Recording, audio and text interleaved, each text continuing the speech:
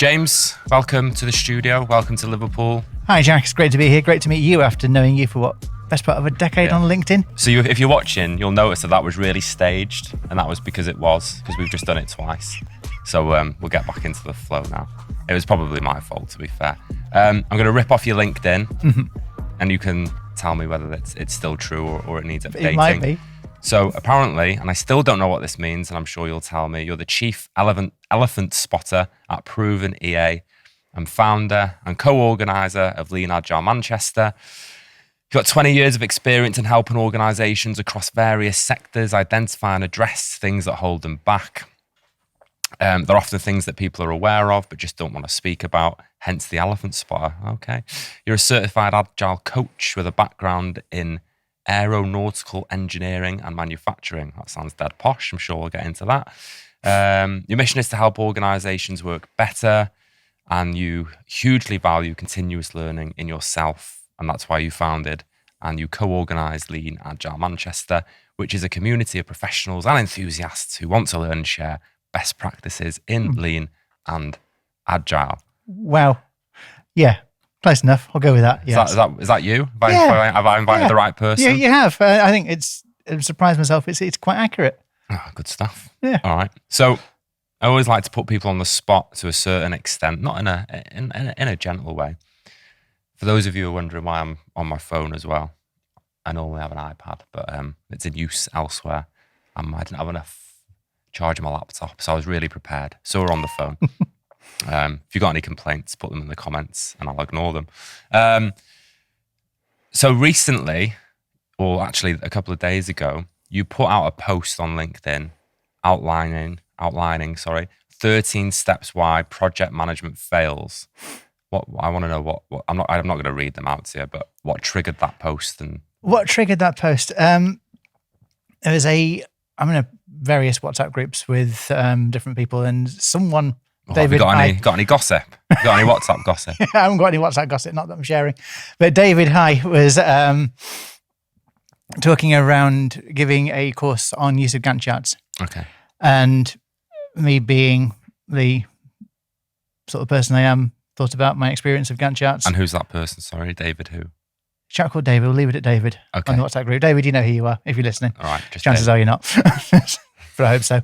Yeah. So we were having a bit of a chat around use of Gantt charts and the course that he's putting together at the place that he's teaching. Okay, yeah. And I just thought it would be quite an entertaining satirical post to put together onto that as a report to as a response to him.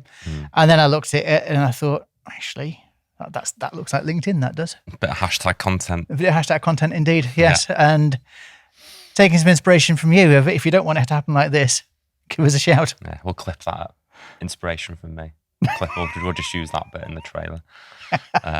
No, I thought it was interesting, but yeah. I mean, what do you don't go word for word, but what are the top 3 reasons why projects fail in your mind? The main one, which is what I get a real bee in my bonnet around, is not knowing what you actually want to achieve to start off with. Yeah, fair enough. Not having clear goals. And someone else called out in the comments on that post, and I totally agree with it, poor communication. Yeah. I think if you can combine not knowing what you want to do and poor communication, you probably get to the root of the reasons most projects have problems. So what I'm trying to spend a lot of time doing at the moment is working with customers, find out when you say that you want this and your project thing is this long list of spec requirements and whatever else, what are you actually trying to achieve, and try and turn the conversation to value and outcome rather than output. As I've seen way too many times, and background, for go back far enough, early 2000s was very much in Prince 2 land. Okay. There was a bit of R&D before that, but so in Prince 2 land, getting huge project requirements, literally sort of yay thick. Yeah. Going through them, and then as you read through them in a bit more detail, you start storyboarding stuff, and you start figuring out what user journeys might look like. You start thinking, well, there's holes in this, you can drive a bus through, but it's been signed off, and it has to be exactly to spec. So we're going to have, before we even start, we've got change coming into it, and then we've got to negotiate the change thing, and then that never looks good because more or less before you started work, you're trying to say that the scope has changed. So you're following all that through, and then because you probably don't really know what you're doing and you're under a bit of pressure, I certainly was back then, before I really worked out how to behave. I mean, this is quite a few years ago. Right, okay, I have to get everything into this project. I have to fit everything in. And I wasn't challenging the customer. I wasn't really challenging as much as I should have been. And you make up this magic project plan and it all looks pretty on a Gantt chart, and MSP looks great, and you print it off and you've got your 5x4 A4 sheets on the wall or whatever it is. Yeah. And as I know now, the one thing you can tell about that straight off is it's rubbish. It is utterly meaningless. It's out of date and it's missing half the stuff it needs to have, which is kind of where that post was coming from. My history with Gantt charts, I banned them from organisations I worked with probably about 15 years ago. Not to say that I've got a problem with projects. I think there's a big space for project and product to live together. Yeah. But in that circumstance, trying to deliver a software project using a Gantt chart, it was just doomed to fail from the start. So that's where the root of that came from. Yeah, fair enough. And I think you've started to allude to it, and it's definitely in your introduction or LinkedIn, what I read out. Not literally, how did you get to the point of sitting here today? Although I'm sure this was a hope and a dream to appear on this podcast, but like what's the high level? Well, for 10 years, it's been my aspiration, Jackson. Since I met you coming out of Navy on LinkedIn, it's been my aspiration to be in a podcast with you. Fair enough. I'll take it. So obviously aeronautical engineering and manufacturing to I'm a borderline university dropout. I came out with a past degree in aero engineering from Salford. Absolutely loved aircraft design. Absolutely loved everything. Is that like what they call a gentleman's degree? No, it was a real degree, only just. Okay, fair enough. Didn't get the honours bit. That's really neither here nor there these days. What it did give me was a absolute love of thinking about whole systems. Okay. And not optimizing locally, and sticking with the aviation thing. All the news a couple of years back about a year or so back, whenever it was, Boeing with the 787 MAX. Trying to put a new engine onto the aircraft to get some benefit from that, optimizing locally, not thinking about the whole system, and we had 2 crashes from it. Yeah.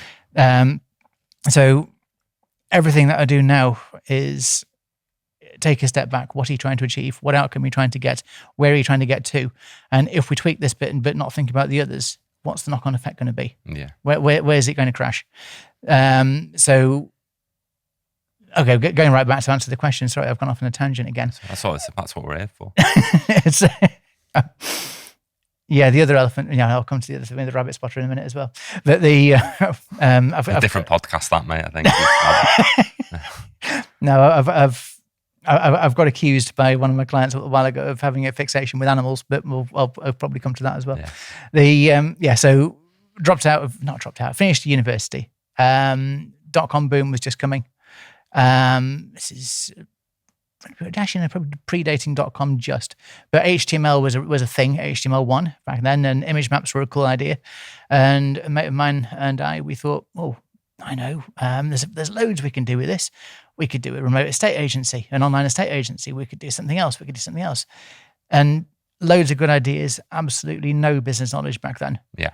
Tried a few different things, and most of it didn't go anywhere. The odd bit stuck, and I got into IT contracting sort of late 90s, mid-late 90s through that period. Did take advantage of .com boom. Was down in London having the time of my life. Absolutely brilliant fun.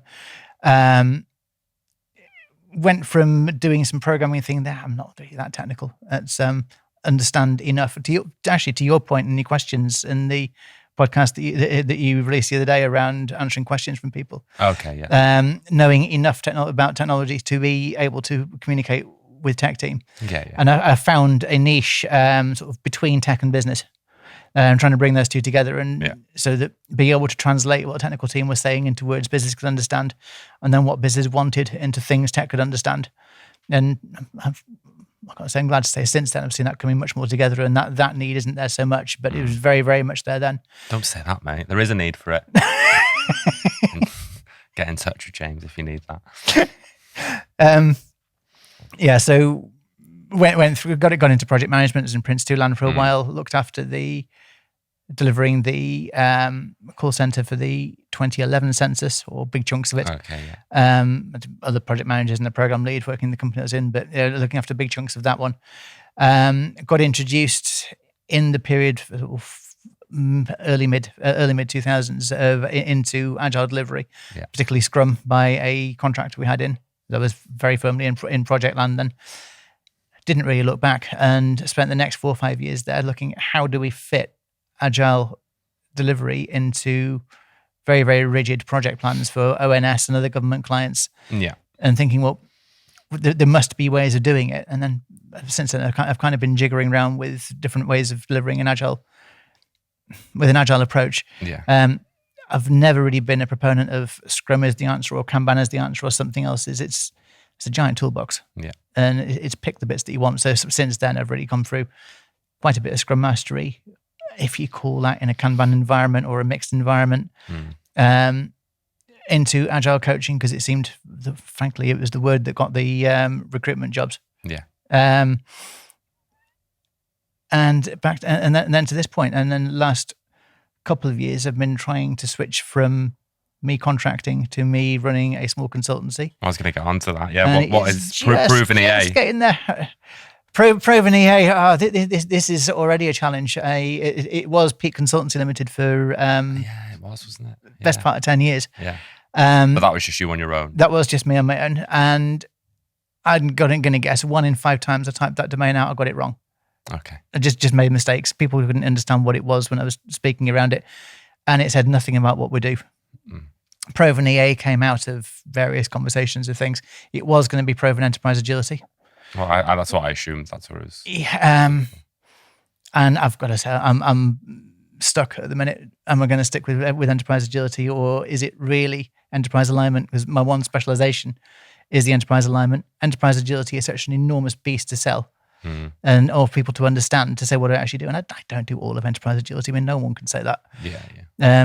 What I do focus on is that thing from I've got an idea, I've got some need, get the teams working on the right thing, focus on the vision, focus on delivering the vision. And then there's other people much better than me at getting the teams working well. So it's not the end of a chain. It's one end of a spectrum. Yeah. And the whole lot runs in parallel. So. And what's that journey been like in terms of trying to do this consultancy thing? Difficult, I'll be honest. It's been this is my 3rd attempt at doing it. Okay. We found 5 years ago, it must have been, 2 people that we thought, yeah, we can work together really, really well. Like you and someone else, basically. Or 3. 3 people together. Okay, yeah. And we thought, yeah, we can make a partnership here. We can make that work. That didn't work for different reasons. One person went off to go and get, because they had basically an offer they couldn't turn down, and then it became infeasible to carry on. I had to go and had to get some money in from somewhere, so contracting came again. Yeah. Then 2 years ago, working with 2 more people who I'm still very, very much in touch with. Yeah. We work together, collaborate on things rather than together in a company, and then an opportunity arose beginning of this year. I thought, right, sorry, I'm just going to go for it on my own. This time. I've since then landed an absolutely brilliant lead engineer. That's John from Rainbow Laces. Hi, John. Hopefully you're watching. He's down in London. He's independent, but working with me on a client contract at the moment. Yeah. And we've just taken on, we saw the LinkedIn post the other day, a lady called Catherine, who's joined us as a junior. And we're liking the junior model at the minute. So we've got John looking at him as a lead. Catherine's joined. She's straight out of the North Coders bootcamp. Okay, yeah. Have you come across North Coders? Yeah. Yeah. And so she's out of North Coders bootcamp, and interviewed 3 people from there, and I thought, we just want people to ask questions. We want people who are keen to learn. Don't really care what you know. It's what attitude have you got? She came in, it was ask, and John and I were just smiling and thought, yeah, we have to have her. Yeah. So she's come on as a perm base on She's come on a 6-month associate model. She's still working through North Coders. I see. Or rather through Contra, which is their agency, their consultancy wing. We're looking at maybe if there's a longer term option, then bring it on full time. But we've been very open so far that we don't know where it's going to go with the client contract. Yeah. So we can't promise anything at this stage. And I've been let down by people before promising me things that didn't exist. I'm not going to do that to other people. No, that's a good mantra. There's lots of people who would like to do it. Lots of people trying to do it. Have you got any advice for those who are either going into contracting or at a point in their contracting career when they want to try and maybe scale it beyond them? one thing I would say has helped me massively, either have no commitments or have an awful lot of support. When I went into contracting, I had absolutely no commitments. I was mid-20s, nothing to worry about, and I could take the gamble on it. That was when I started contracting, and that one paid off. Coming into here, I've got an absolutely fantastic wife, 2 kids who are now at school. They're really, really solid and happy what they're doing. Yeah. Suzanne's brilliant. She supports me superbly. I'm in a position with this current contract that we've got with having John and Catherine on board, which has given me some free time to go and do business development. Yeah. It's very, very, very hard, and it's why I've fallen flat on my backside a few times. Trying to do this sort of thing, having a day job and doing business development. I think you'll probably know when you're by yourself, they don't fit together. I haven't got kids, and I think that for better or for worse, it just takes a lot. I haven't got that to think about. I can't. I don't think it can be on the rest. I would never be as arrogant to say, well, anyone can do it, because I haven't got kids. I've got there's 2 of us, and that's that. So there's a lot more flexibility. So I can't imagine how difficult. It's hard enough anyway. Never mind having. So you probably got the combination of enough flexibility and enough support. Yeah. To be able. The environment's. Yeah. Correct. Yeah, I think if you can't be flexible and you've got no support, I wouldn't bother trying, frankly. Yeah. I think it is setting yourself up for way too much. You're going to bury yourself. Yeah, and I think there's loads of avenues this could go down, and I don't think everyone will necessarily get what I'm saying. But I'm quite, if I had to go, there's nothing wrong with what I'm about to say in terms of a job. Mm-hmm. But from a background growing, I'm under no illusion if this could disappear tomorrow, and I will go and do something else. And I think sometimes contractors get very accustomed to a lifestyle which they're not willing to drop below. Yeah. And if you're doing this type of thing, trying to scale it, there are going to be times where it's not going to work. And you have to be comfortable with going, oh, it's just me on my own again now. And that's okay. Yeah. Going back to a permie job is absolutely fine. There's no, don't see it as something to be, as a failure. Like you may have to descale, and that's fine. And ironically, I'd actually be more happy going back into permanent work now than I have been in the last 10 years. It'd be a lot easier, wouldn't it? It'd be a lot easier. And I know who I am, which sounds a bit daft, but yeah. And am I a project manager? Am I a failed developer? Or am I a wannabe developer? Whatever you want to put that. Where do I kind of fit? I couldn't really say what my job role was, because it was, for a long time, it was the person who fixed stuff. Yeah. Go in as one role and just be able to, willing to roll up your sleeves and deal with problems, make problems go away, solve them. And just conscious that people might be just wanting to talk about the agile stuff listening to the agile stuff. Very briefly, what does agile or agility, what springs to mind when I ask, what does it mean to you? One thing it doesn't mean is a set framework. It means, probably in its loosest sense, an ability to observe what's going on, see something that's working or not working, and adapt to it. Yeah. Even if you're in a absolutely rigid project environment and you must do this and you're doing that, then the other. If you can tweak something and make it a little bit easier, or automate something, or give yourself a bit more flexibility, that for me is the essence of agility. Yeah. It's as simple as that. And then Scrum, Kanban, the various bits that make up SAFe, they're all just tools in the box. And I think a good agile coach is someone who's been around for long enough to have worked with all of those, been burnt by them, used them well, knows when he can apply this one, when he can apply that one.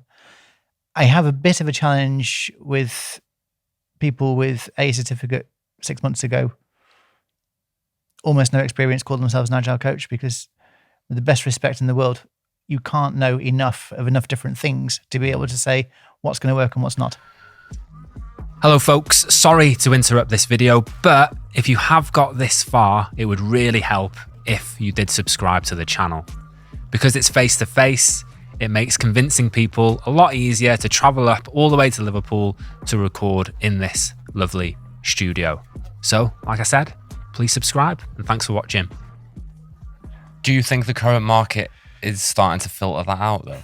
Because there was a time where maybe calling it easy is not the right term, but 2018, 2019, 2020, there was a lot of roles knocking about, and it maybe I don't know if the current market, in a way, although it's hard for a lot of people, and I wouldn't wish this tough market upon anyone, it is sort of filtering out the shit, basically. Sorry, yeah, but it's true. It is, but it's something else we need to be careful of. You don't get the experienced people who've been around for 20 odd years without having the people who started yesterday.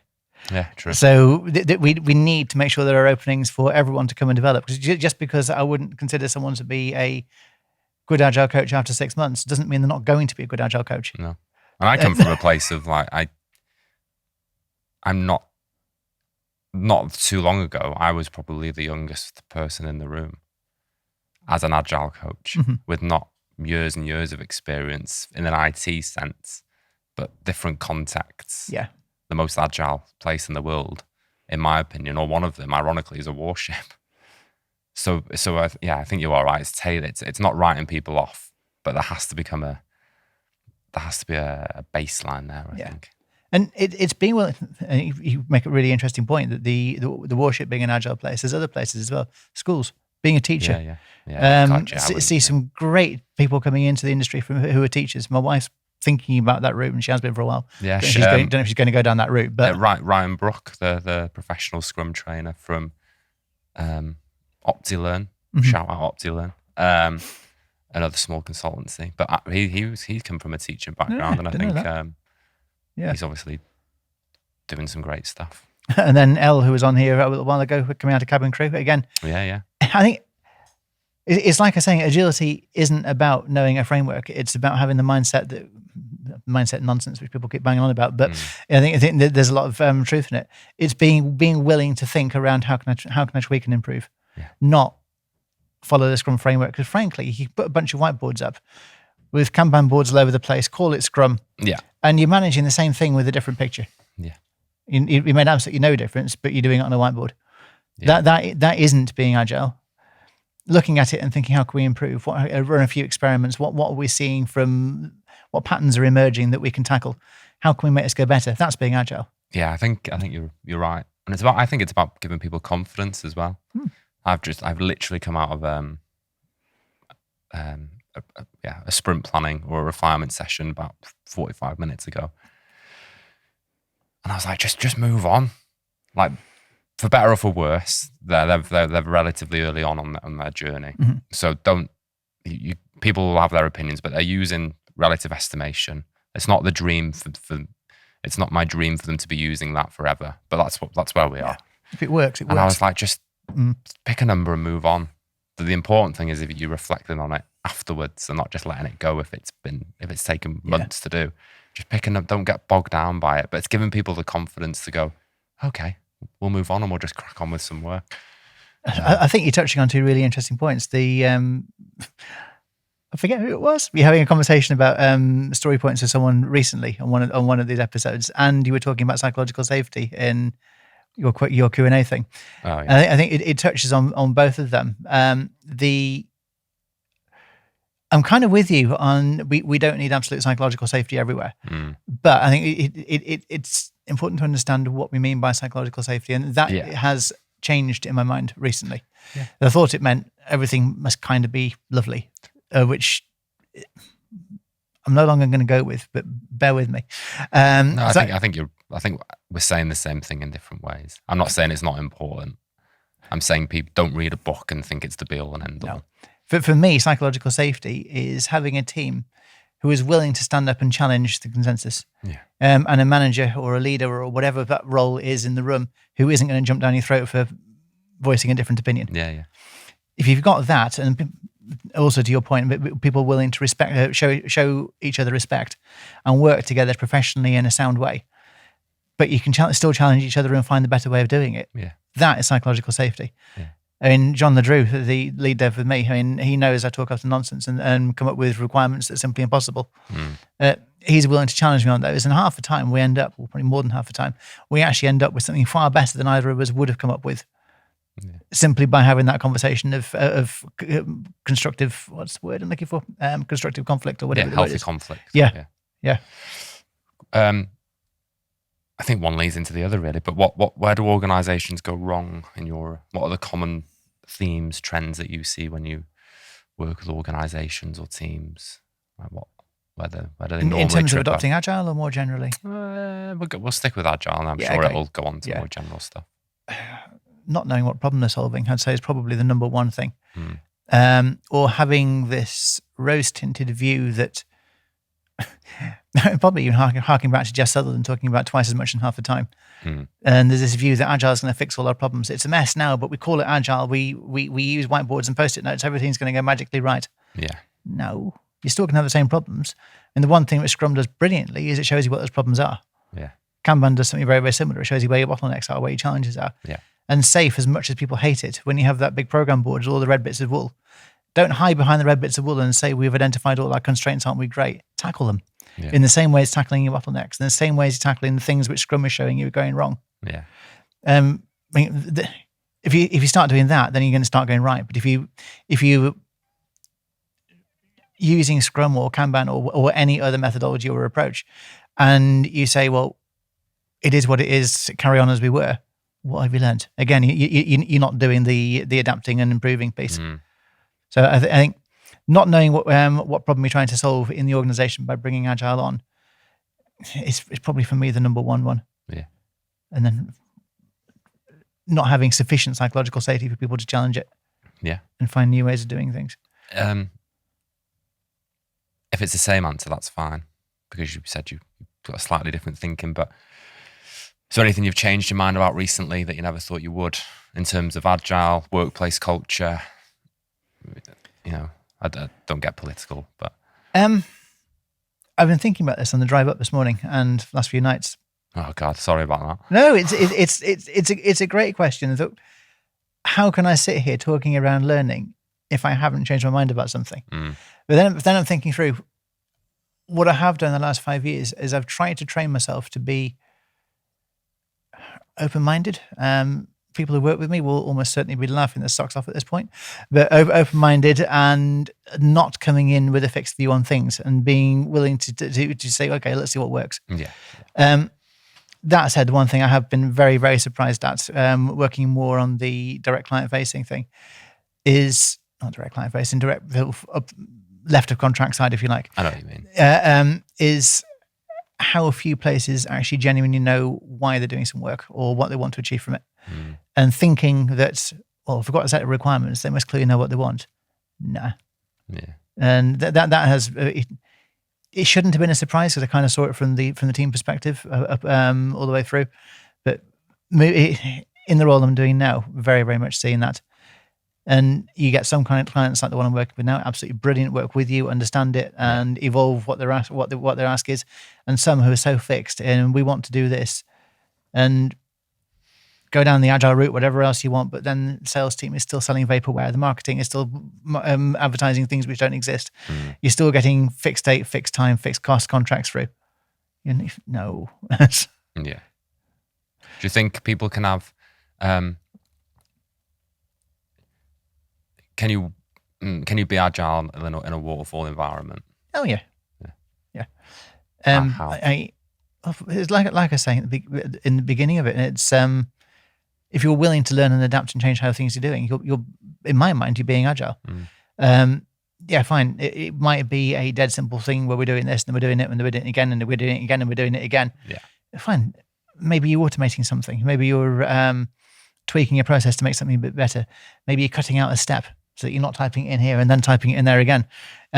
All of those things they're helping make things go better. You're freeing up some time. You're enabling yourself to do higher value things. Yeah, thinking for yourself is ultimately what we want. I think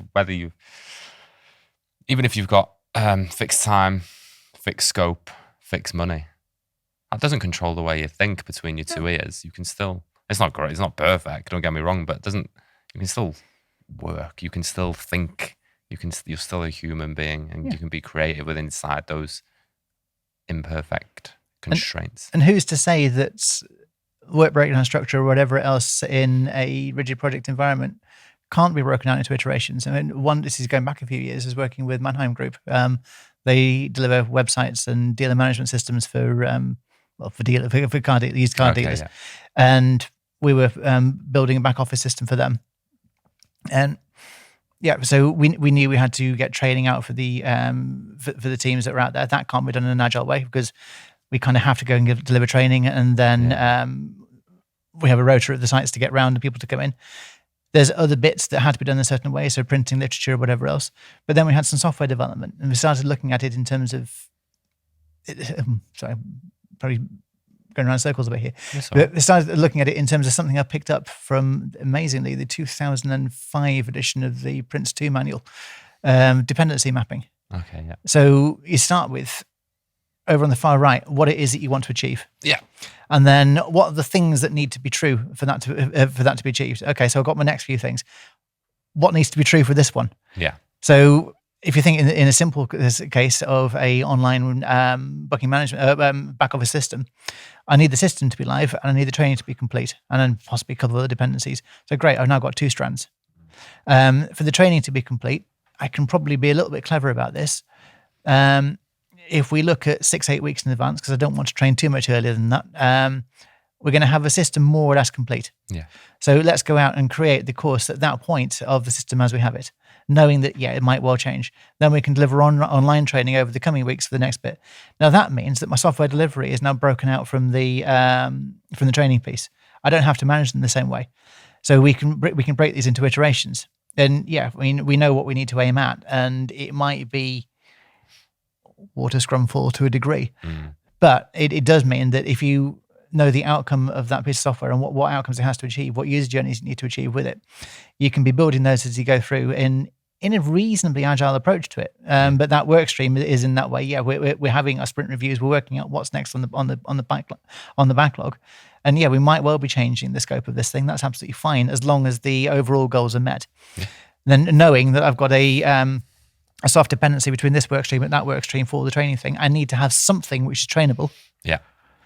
And then that can be that can evolve as we go in the run up to go live, and then we can do the iterative training on top of it. So and there's absolutely nothing stopping you being flexible and clever about how you plan out the work. Hope you're taking notes, because that was really insightful. Thanks. You should take that on. Yeah, it's good, brilliant. Is there anything outside of the sort of agile bubble ecosystem that you draw inspiration from, that you think people, it might help those?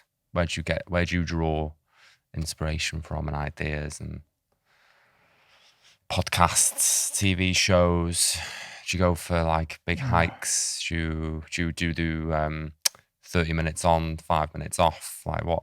How do you get through the day? That sounds horrible, doesn't it? How do you get through the day? But you know what I mean. What do you draw inspiration from? The 10 o'clock gin helps. Yeah.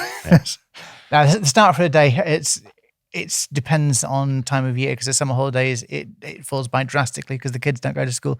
But for me, it's I'm lucky where I live, or we chose the house because of it largely. We live on the edge of the canal network, up on the edge of the Peak District. So I walk down with my daughters to the school bus stop, and then I've got the 2 dogs, and we come back via the canal on different routes. An hour out just out in the countryside and listening to birdsong and not much else, saying hello to a couple of people as you walk by. Yeah, that is the best way I can start a day. Yeah, so many problems get solved in that hour. Yeah, just I can do that. Yeah. Then you get back to the office and you can start playing with things. Being able to go for a wander out and see green around, that for me, I just find that hugely inspirational. Love pop science. Used to read New Scientist a lot, still follow various different bits and bobs. And I guess the single biggest thing for me is not the single biggest thing, that's rubbish. That really is getting outside. Other than that, it's the force myself to come back to what's the overall big picture we're trying to solve. Yeah. And whether it's agile or anything else doesn't really matter at that point. It's the thinking in terms of an outcome and solving a problem for a user rather than how to build a thing. Yeah. I think that's, and then of course the lean-agile Manchester. Well, yeah, good. That's a lovely segue.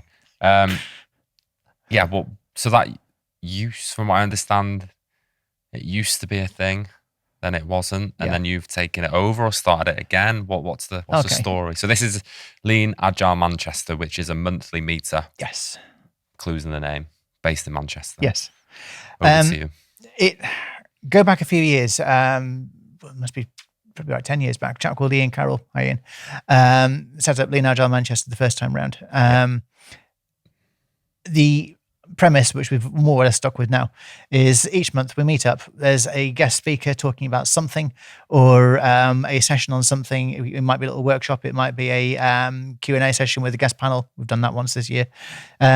Always on the same theme of lean and agile topics of stuff. Yeah. We get together once a month. Like I said, people come and talk or run sessions. Other people come along. We're hovering along at around 30, 40 attendees a month at the moment. Would like to get it more than that, but it makes for it's still enough to make for a great atmosphere there and some really, really good conversations. And do you host it in different areas? Because I've seen you on the beach. I think I've seen you somewhere else. Like, is it in one place? This one is just Manchester. So it's different venues. So sorry. That's what I meant by host. Different venues. Sorry, yes. Sorry, we have many different things. I thought you meant on the beach, agile on the beach. No, on the beach. Yeah. The offices of. Yeah, so N Brown Group have hosted us, On the Beach have hosted us, Accenture have hosted us, Sulker have hosted us, Slalom hosted us last month. I should know where we're going to be this month. I'll have to have a look. That's all right. We'll put it in the put it in the description. Yeah. That's like if I don't know the answer, or if the guest doesn't know the answer, that's the go-to. I just put it in the description. Dear next host, you're really important to us. So we would love to be at a point where we can be back at each host once, twice a year. Yeah. They get the benefit of being able to appeal to an almost exact market audience for their recruitment. And we get the benefit of some really, really lovely venues. Yeah. And on the beach it's all deck chairs in a brilliant environment. Slalom, where we were last time, also a brilliant environment.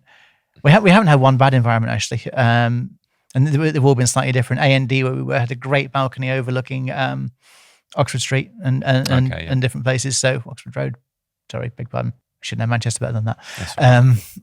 Oxford so Road. Yeah, it's been a number of different places, and they're all great. The hosting company generally provides some food for us. And various refreshments. And what I love about it is generally everybody wins. On the beach, they had a recruitment person. They didn't do it at hard sales. It was literally, this is our story, where we're going. If you're interested, come and have a chat.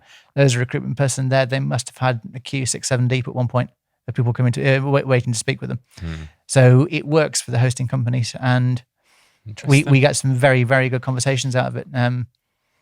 We had Murray Tate and Louise Howells were talking at it a couple of months back. The gist of it was during the Second World War, Americans advancing island hopping through the Pacific.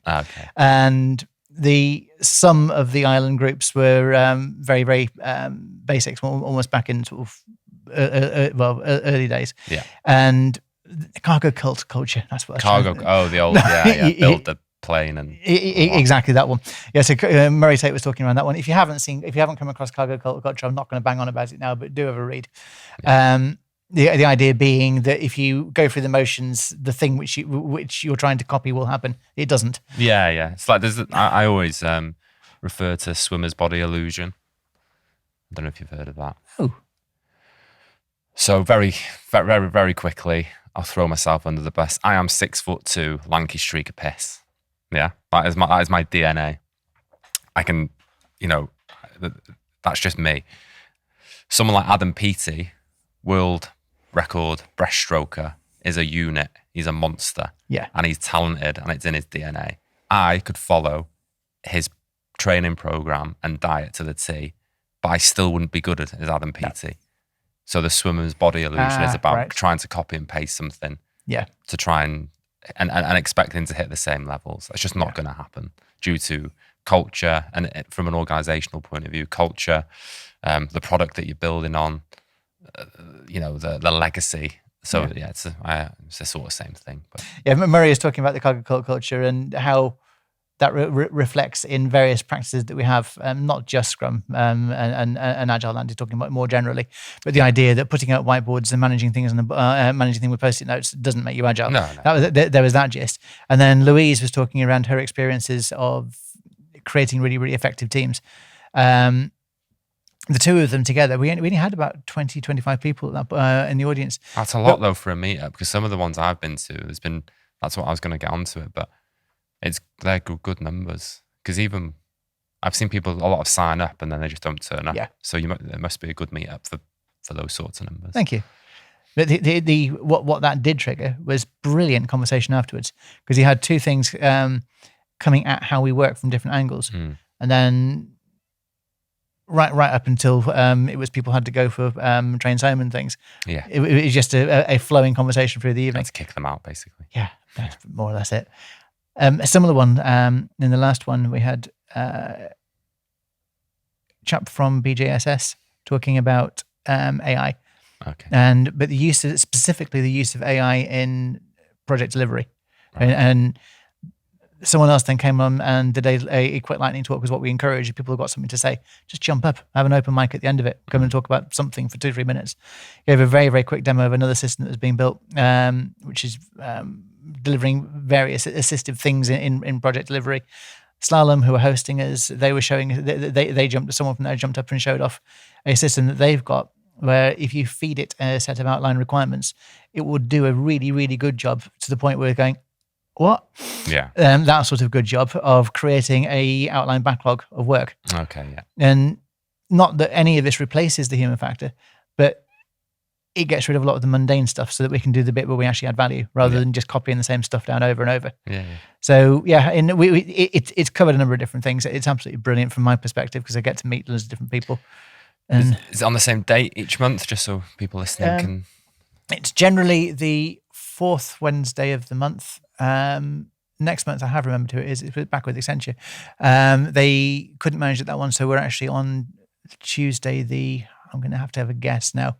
19th of November. It's the third Tuesday anyway. So if you are interested in coming, you're in the Manchester area or can get to Manchester area. We're on Meetup, lean-agile Manchester. And Jack, if you could put a link in, would be lovely. Yeah. I'll put it in the notes. Yeah. What's next? What have you got to plug? Where should people go? What's next? Use this opportunity to tell us how good you are. Next is me figuring out how to make Proven EA from single customer to multi-customer. Yeah. I'm working with Zulka Engineering. They're hosting a session through lean-agile Manchester, actually. I'm doing the training, they're doing the hosting of a Get Kanban session and a community Get Kanban session. The most expensive board game on the most expensive board game, yes. I love training Get Kanban. And you have to pay bloody tax on it as well when you order it from America. I had this bill through and I was like, what? Yeah. Got two. You got board games? We'll have to have a chat about doing a joint thing. Anyway, got two copies of the board game. Train up to 16-ish people. Yeah. That's probably about the limit of where you can get to. Yeah.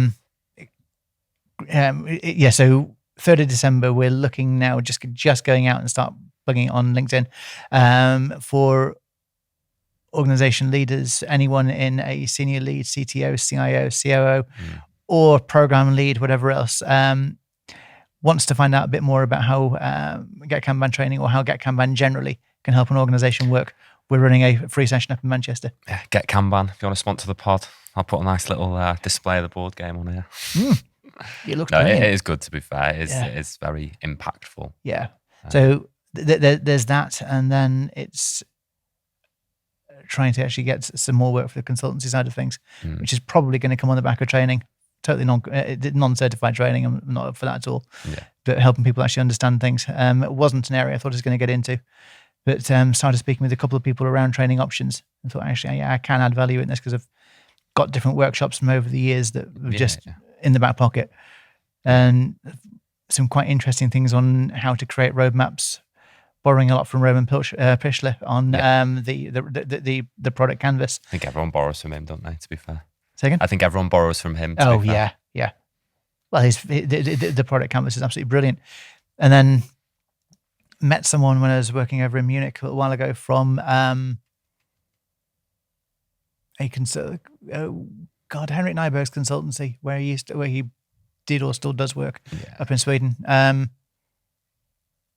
just not having a good day with names today. That doesn't matter. It's all right. Met someone from there when I was working over in Munich, and they do a share and share alike thing on all of their training material. Yeah.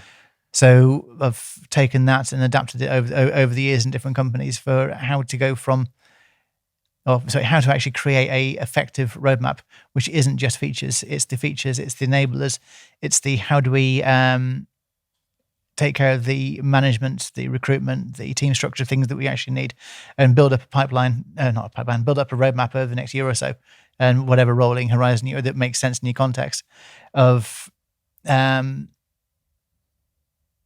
across those three different things with risks come into it, and there's many different swim lanes that actually make sense in your context. So there's that session as well, which is quite a popular one. So rather than just doing it for existing clients as part of consultancy, as a contractor, I'd actually now want to take that out and show this is how we can go from there. So based on that, people are listening, that you've triggered a thought, then I want to know more. Yes. Where do they go? LinkedIn directly to me, or LinkedIn to Proven EA, or provenea.com, provenea.com. There's a contact. Oh, cheers. Yeah. And I'm going to borrow an idea, if I may. I would love to run at least one training session for one of your listeners. Oh. Got a number of different options on there. Yeah. So exactly as you said might have been Tom. Was Tom, yes. First person who gets in touch with me, DM on LinkedIn, mentioning this podcast. Let's have a chat, and I'm more than happy to come and visit you and run either a Get Kanban session with you or a road mapping session with you, or whatever actually within works. the UK. Sensibly within the UK, yes. Okay. Yeah. Cool. Yeah. Well, unless you want to fly out expenses to, I don't know, Caribbean or something. Brazil. On that note, mate, thank you very much for coming on. It's been an absolute pleasure. Thank and you. I wish you all the best with scaling the consultancy. It's not easy. But I think you'll smash it. Jack, it's been an absolute pleasure, and it's great to finally meet you. Yeah, no worries.